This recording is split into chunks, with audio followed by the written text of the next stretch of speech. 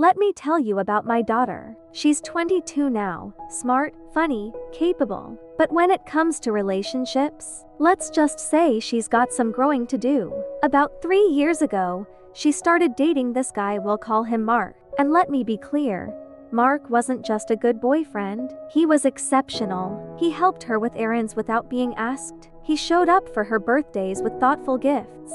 He came over to our house on holidays and actually helped clean up afterward. He got along with everyone in the family, even her weird Uncle Jim. Hell, he even took care of her cat when she had to travel for work. You could see it in his eyes, he loved her. Genuinely, patiently, the kind of love most people wish for.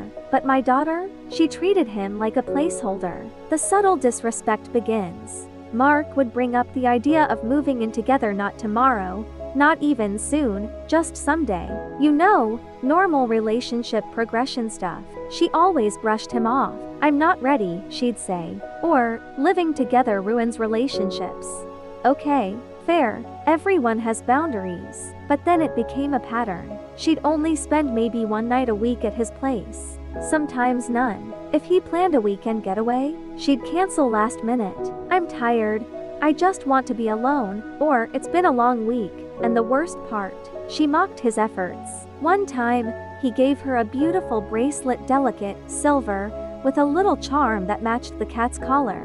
Her reaction? Thanks. Didn't they have it in white? I saw the way his face fell. He tried to smile through it, but I caught the flicker of hurt in his eyes, like someone had just stepped on something he'd carefully built. Parental concern turns into tension. Brought it up once. Gently, sweetheart.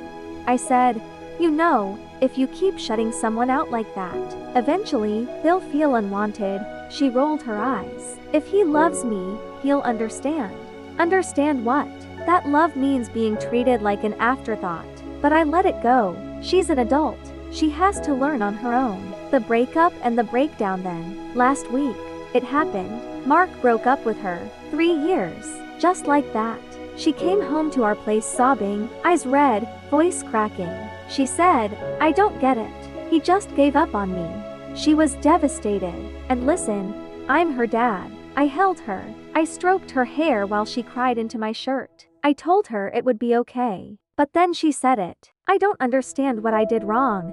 That was the moment. The tipping point. I could have lied. I could have given her the comforting fluff she wanted to hear. He wasn't the right one.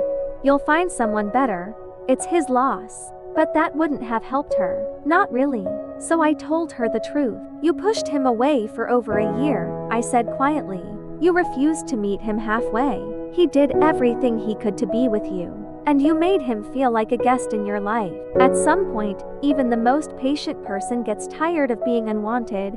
She stared at me, silent. Then her face twisted, hurt, betrayal, anger. She stood up and stormed out of the room, slamming the door behind her. My wife came in not long after. She was furious.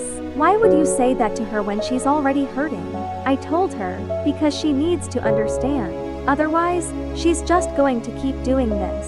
To herself, to others. The aftermath and a subtle revenge. Here's the thing about revenge. Sometimes it's not some grand, calculated plan. Sometimes it's the quiet realization that you messed up, and there's no going back. That's what my daughter's living through now. The guy she treated like a backup plan, he's gone. And from what I hear, he's already seeing someone new, someone who actually reciprocates his energy.